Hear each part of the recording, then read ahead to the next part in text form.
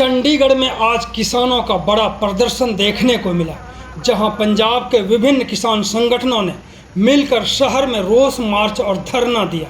यह प्रदर्शन खास तौर पर सेक्टर 34 के दशहरा ग्राउंड से शुरू होकर मटका चौक तक निकला। किसानों का कहना है कि केंद्र और राज्य सरकार की कुछ नीतियां उनके हितों के खिलाफ है।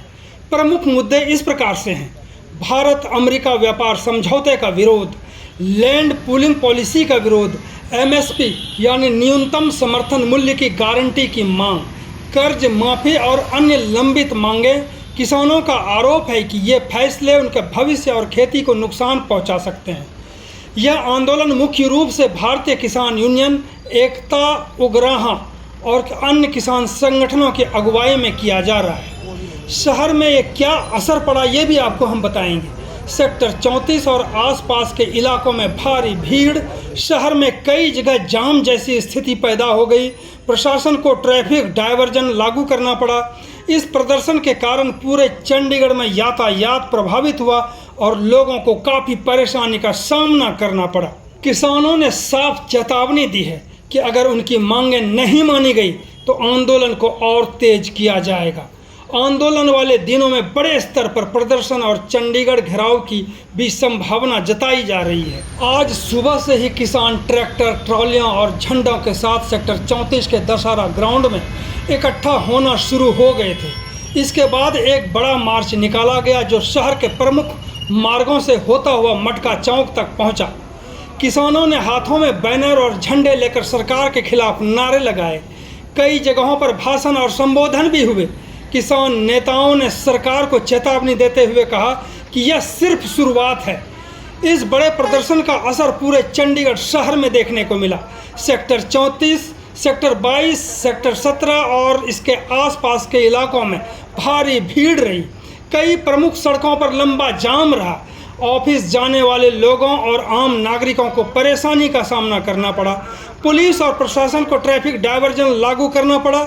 चंडीगढ़ पुलिस ने सुरक्षा के कड़े इंतजाम किए थे ताकि स्थिति नियंत्रण में रहे और किसी तरह की अप्रिय घटना ना हो। प्रदर्शन को देखते हुए प्रशासन पहले से अलर्ट था। शहर में अतिरिक्त पुलिस बल तैनात किया गया। ट्रैफिक को डाइवर्ट करने की योजना लागू की गई। प्रमुख चौराहों पर निगरानी बढ़ाई गई। पुलिस अधिकारियों का कहना है कि प्रदर्शन शांतिपूर्ण रहा, लेकिन भीड़ अधिक होने के कारण ट्रैफिक प्रभावित हुआ।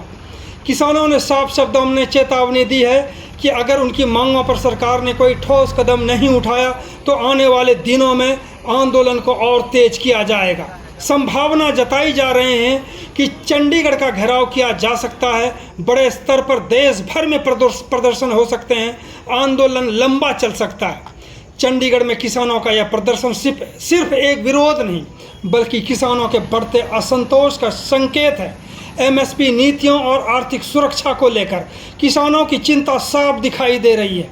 अब देखने वाली बात यह होगी कि सरकार इस पर क्या कदम उठाती है और क्या यह आंदोलन आने वाले समय में बड़ा रूप लेता है। यदि आपको ये वीडियो रिपोर्टिंग अच्छी लगी तो इसे फॉलो करें, शेयर, लाइक, कमेंट भी करें। यही आपकी ताकत और आवाज़ है।